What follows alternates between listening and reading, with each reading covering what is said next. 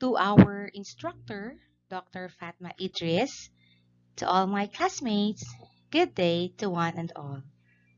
Previous reporters have already shared to us the difference between public administration and public management, the basic concept of bureaucracy, the role of government, and the evolution or milestone of public administration. Today, I will be sharing about old public management, and the references of my report are stated in each slide. By the way, I am Marideth S. Gallardo, the first reporter for today. Since this is a recorded presentation, baka maboard po kayo in listening all throughout my presentation. And since we are all encouraged by our instructor to participate in every report, I will give a code and your name. Then please type in our FB Messenger group chat the code that I have mentioned and your name if ikaw yung na-mention ko. Parang live selling lang po. Example, the code is old. And this code is for Ma'am Maglinte. Ma'am Maglinte will type in our FB Messenger group chat, old Sherika Marie Maglinte. Okay po ba tayo dito? Again, you have to type in the code and full name in our FB Messenger group chat. Alright, so before we start with our main topic, let's have a quick review first of what is public management, since we are going to learn the old public management today. If you can still remember the report of Ma'am Christine Torrifiel, she shared that public management is a subdiscipline of public administration which is involved in conducting managerial activities in public organizations that is meant to improve the quality and efficiency of services delivered by public organizations. So in conducting managerial activities, this means that public management has series of planning activities and then takes the corresponding action of the said plan, which makes it different to public administration where it dictates how to and should act. Now let's have the main topic of this report. There are two approaches to public management. Number one is the classical period or the old public management, which I will be reporting today. And the number two is the modern period or the new public management, which will be discussed by the next reporter. The first approach of public management, which is the classical period or the old public management, covers the traditional theories of the discipline during its formative stage and includes the theorists like Max Weber, Woodrow Wilson, and Frederick Taylor. There are also other theorists in this period, but they are only covering the general aspects. These three theorists, Weber, Wilson, and Taylor, focused on the specific aspects of administration. Now, the three theorists named their theories. First, the theory of bureaucracy for Max Weber, the theory of politics and administration dichotomy for Woodrow Wilson, and scientific management theory for Frederick Taylor. And now, before we continue discussing each theory, let's have the first code. The code is classical. Again, the code is classical. And this code is for Ma'am Cadalso and Sir Ramos. Ma'am Cadalso and Sir Ramos, please type in the code classical and your name in our group chat sa FB Messenger po. Thank you! All right. I guess Ma'am Cadalso and Sir Ramos are already typing the code in our GC. So let's have now the theory of Max Weber entitled The Theory of Bureaucracy. Last week, Ma'am Dumalaon already shared to us the basic concepts of bureaucracy and its characteristics. In this report, I will be giving examples in each characteristic. So Max Weber describes bureaucracy as an ideal type, that is, as an abstraction meant to underscore the most significant and important features of a construct. Schools, like most organizations of any size, are bureaucracies. That is, they are characterized by a division of labor and specialization, an impersonal orientation, a hierarchy of authority, rules and regulations, and a career orientation. So, in Weber's analysis, there are other attributes of bureaucracy, but these are the chief elements and are organized to produce the most efficient structure possible. All of us here belong to a bureaucratic organization, right? Let's now take a look if we really are in a bureaucratic organization by checking each characteristic and if these are present in our individual agencies. So the first characteristic is the division of labor and specialization. What does this characteristic mean? Division of labor and specialization. Division of labor is the regular activities required for the purposes of the bureaucratically governed structure are distributed in a fixed way as official duties. In most organizations, tasks are too complex to be performed by a single individual. Thus, the labor is divided among positions and individuals. In schools, for example, division of labor is used for instructional purposes. For example, subspecialties are based on elementary, secondary, and subjects like language, math, science, and other specialties. So, the efficiency increases because division of labor produces specialization, which in turn leads to employees who become knowledgeable and expert at performing their prescribed duties. Moreover, individuals are hired on the basis of their specializations and technical qualifications. Hence, division of labor and specialization produce expertise in school personnel. Okay, now the next character. But the best example din yung nabanggit ni Ma'am Dumalaon in her report about sa hospital na yung surgeon is my specific field talaga. And yung pediatrician is iba din yung specialization niya. In some other agencies, maybe some of the employees are doing like multitasking because kulang yung mga tauhan. But eventually, pag may budget naman in the future, the personnel will be put into its correct position where he or she fits. Now, the next characteristic is the impersonal orientation. In this characteristic, Weber argued that the working atmosphere of a bureaucracy should provide an impersonal orientation. The dominance of a spirit of formalistic impersonality, sine ira et studio, without hatred or passion, and hence without affection or enthusiasm.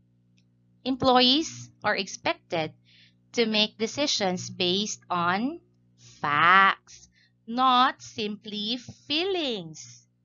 Impersonality on the part of the administrators and teachers assures equality of treatment and facilitates rationality. Thus, impersonality promotes rationality. So in the future, when we become the heads of our offices, we must remember this characteristic, but not to the point na hindi na rin tayo makatao. We can assess things, problems, and other instances based on the performance of the person or the employee, but not on our own judgment. Because of this characteristic then, it was not encouraged na ang couple will be working in the same office, especially in the same unit or section. Para na din maiwasan ang problema na madamay pa ang operation if they have conflict or issue back at home. So moving on to our next characteristic, the hierarchy of authority offices. These are arranged vertically in bureaucracies, that is, each lower office is under control, the supervision of a higher one. Okay, so the hierarchy of authority is produced based upon legitimate control. So for example, the organizational chart shows the superintendent at the top and the assistants, the directors, the principals, the teachers, and the students at successively lower levels in the hierarchy. So without exception, large organizations of any kind develop a well-established system of superordination and subordination, which attempts to assure disciplined compliance to directives from superiors. So hierarchy of authority promotes disciplined compliance and coordinate effort. So one common word that will occur, lalo na pag nasa lowest level tayo and mag-a-appeal tayo sa highest level ng agency, is bypass. Kasi hindi na tayo dumadaan sa ibang offices before sa highest level. So in order to avoid conflict, one must follow how the organization's hierarchy of authority is arranged. Now, the fourth characteristic is rules and regulations. So this maintains that every bureaucracy has a system of rules and regulations. So this is a consistent system of abstract procedures that have been intentionally established for administration of the organization. Administrators are responsible to manage the system of rules and regulations, which helps coordinate activities in the hierarchy. So the rules and regulations also promote uniformity and stability of employee action. The formal system of rules and regulations ensures uniformity, stability, and coordination. So in our agency, we have the MOP, or the Manual of Operation.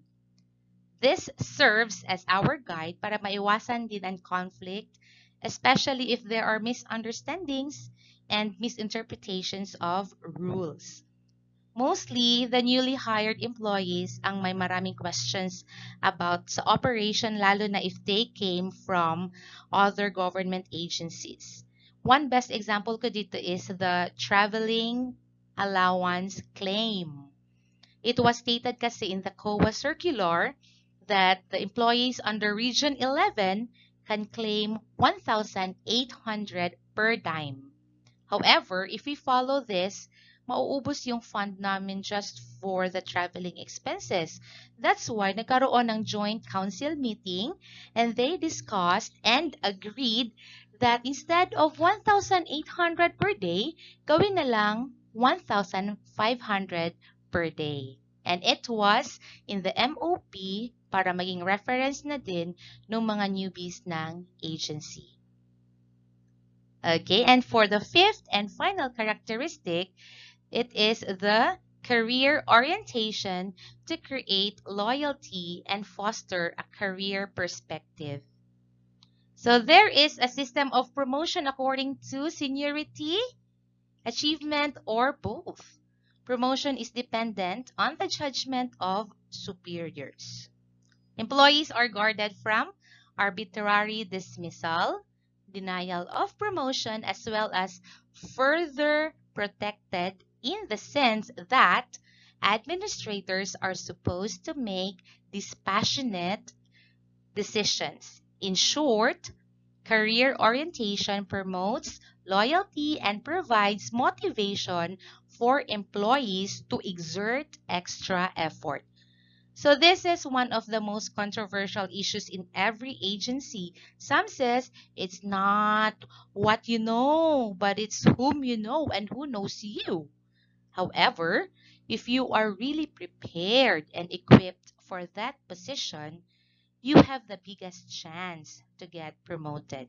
One example is if merong open na plantilla position, the minimum requirement is ang civil service eligibility. Kahit ikaw pa yung pinakauna sa agency pero hindi ka eligible, pero meron dong bagong newly hired na job order at may eligibility siya talaga ang makukuha if ever nag-a-apply siya for that open or vacant plantilla position.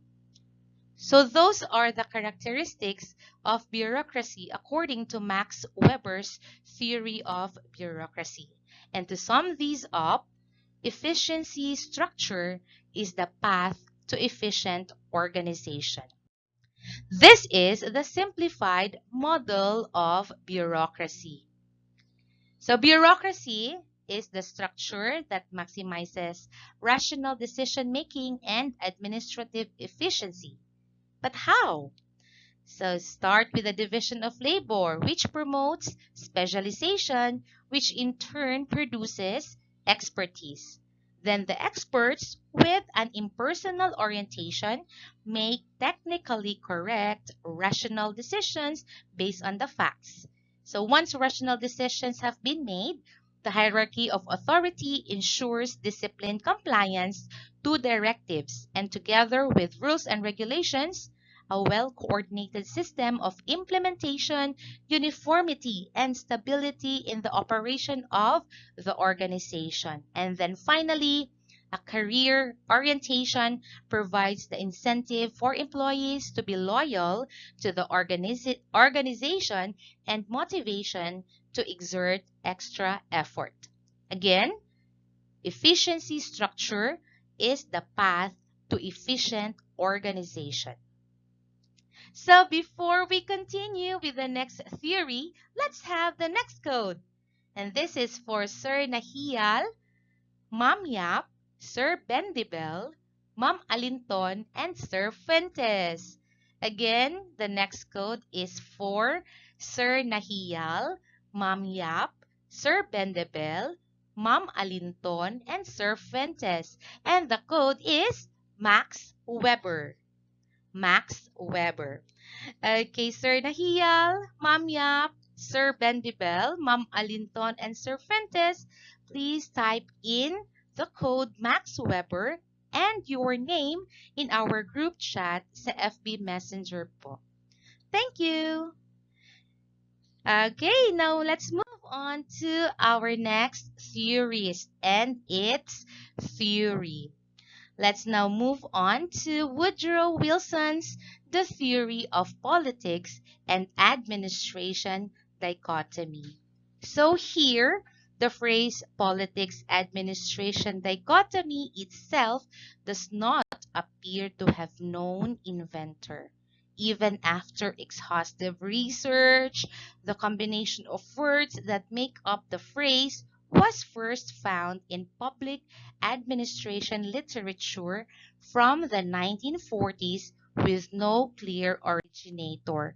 But Woodrow Wilson defined or has this theory that constructs the boundaries of public administration and asserts the normative relationship between elected officials and administrators in a democratic society. But Woodrow Wilson is credited with the politics administration dichotomy via his theories on public administration in his 1887 essay entitled The Study of Administration. He came up with a theory that politics and administration are inherently different and should be approached as such. So he wrote in his essay in regards to public administration, the field of public the field of administration is a field of business. It is removed from the hurry and strife of politics. Administration lies outside the proper sphere of politics. Administrative questions are not political questions. Although politics sets the tasks for administration, it should not be suffered to manipulate its offices. But due to Wilson's lack of faith in Republican self-government and the overwhelming amount of selfish, ignorant, timid, stubborn, or foolish persons from whom the bulk of can vote, this model provides a solution that would counteract the majority of the incumbent voters. One of the solutions is by employing the elite philosophical leaders to improve, shape, condition, and sway public opinion. Politics administration dichotomy, if carried out in an unselfish manner, leaves little to no room for error. Then Woodrow Wilson's model created one of the first concepts of checks and balances, which is one of the most predominant systems of democratic accountability. Nevertheless, separating the will of the people from politics could be extremely beneficial, and institutionally separating administration from politics could prove valuable in sustaining government accountability. Now, politics administration dichotomy also leads to political neutrality. The blurring of politics and policy has led to the advocations to dismiss partisan politics rather than policy politics.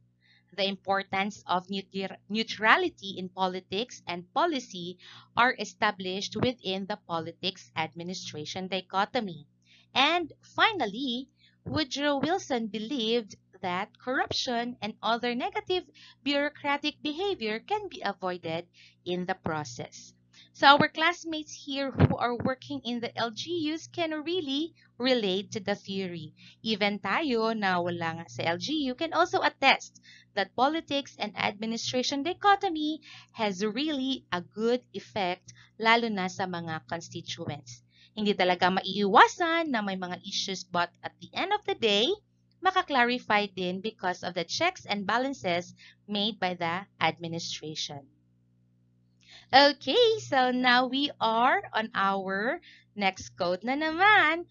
So one more theory and we're done with this topic. But before we continue with the last theory, let's call in the attention of Ma'am Pelimer, Ma'am Dagohoy, Ma'am Esponilla, Ma'am Garcia, Ma'am Ohaylan, and Ma'am Geronimo. Your code po is dichotomy.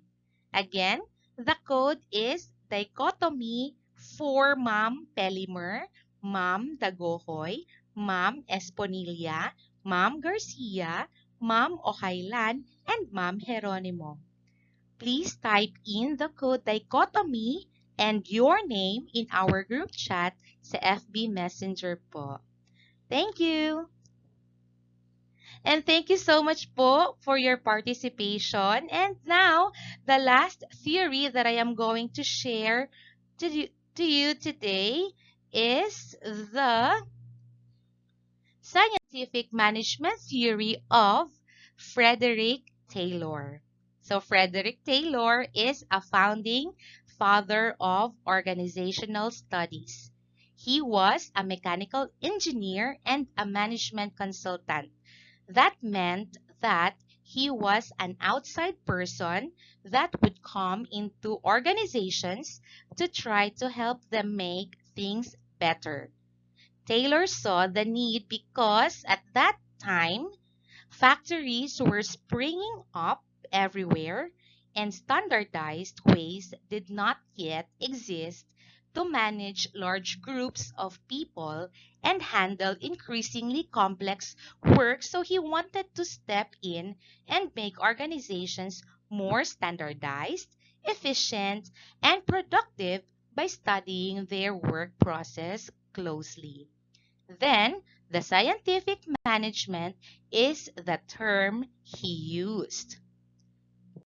Now, he did a lot of studies and wrote books about it. This basically meant applying science to work, studying tasks carefully, systematically, at the micro level to speed up work. He wanted to break away from the common sense rules of thumb that he saw as unproven and inefficient. So workers had their own self-styled ways of doing things that they would pass around. And he said, hey, there's really no way to know if this is the best way to do things, so let's study it. And also, scientific management is also known as Taylorism, which of course is named after him. So division of labor is a practice that he believed in. He wanted to divide work process into a very small, simple, and separate steps. So division of labor. And that meant instead of doing the whole project where you did it from beginning to end, you would only do one or two little steps and then the next task was performed by the next person. So Frederick Taylor, one of the founding fathers of organizational studies, has clearly influenced many aspects of our work today, and that's why we study him. So one best example is the fast food chain. The customers will not be waiting for a long period of time na kasi each personnel sa loob has different assignments. Kaya napapadali yung ating order. Like for example sa burger, iba yung nagfa-fry ng patty, ipapasa na niya sa mag-a-assemble ng bread, sauce, and other filling. Then, ipapasa na naman niya sa magra-wrap ng burger. Then, ipapasa na naman yan sa magsiserve kay customer. So, this scientific management has been adopted by the companies na kakasisimula pa lang dati and now nagiging big companies na like Ford Motor Company, Boeing, McDonald's, and a lot more.